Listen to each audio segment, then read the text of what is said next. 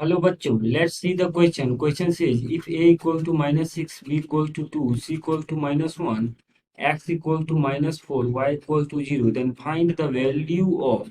2 into root over a square into cx minus 2 into root over a square into b4 into x cube into y to the power 6 plus root over 8 into a square into b. So, key concept for this question is our key concept is a to the power b whole to the power c is equals to a to the power b into c. This is our key concept. Now हमारे पास जो value find out करना है वो है 2 into root over a square into c x minus 2 into root over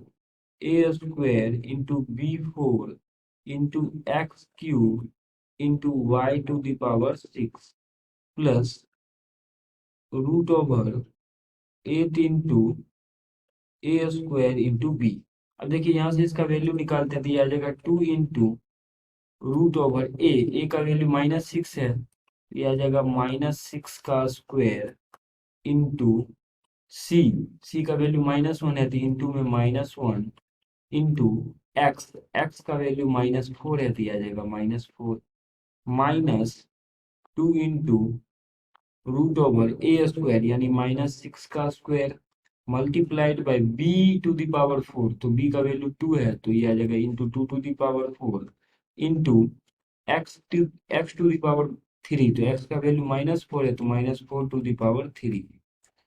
multiplied by y to the power 6, तो Y का value 0 है तो यह आ जाएगा 0 टू दी पावर 6 प्लस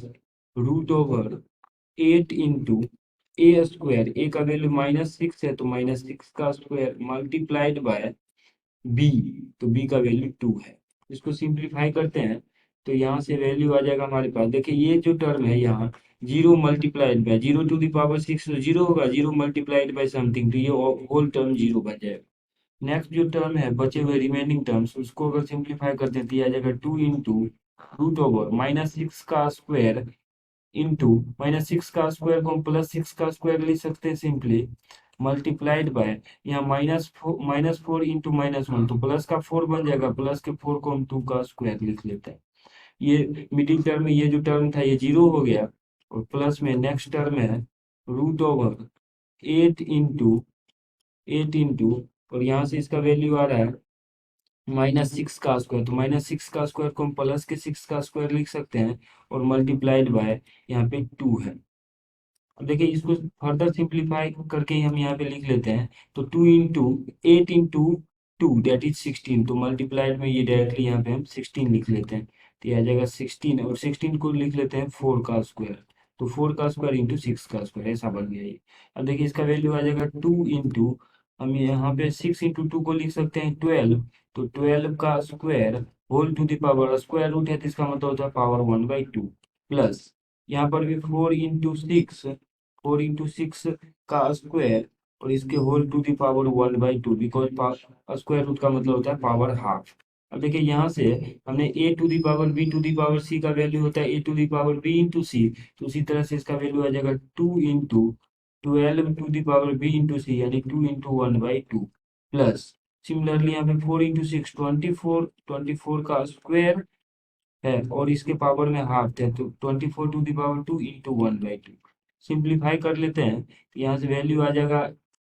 2 से 2 कैंसिल आउट हो जाएगा, सिमिलरली यहाँ भी 2 से 2 कैंसिल आउट हो जाएगा तो ये बचेगा 2 इंटू 12 दैट इज 24 और प्लस का यहाँ भी 24, दोनों को ऐड कर लेते हैं तो इसका वैल्यू आ जाएगा 48 के इक्वल। सो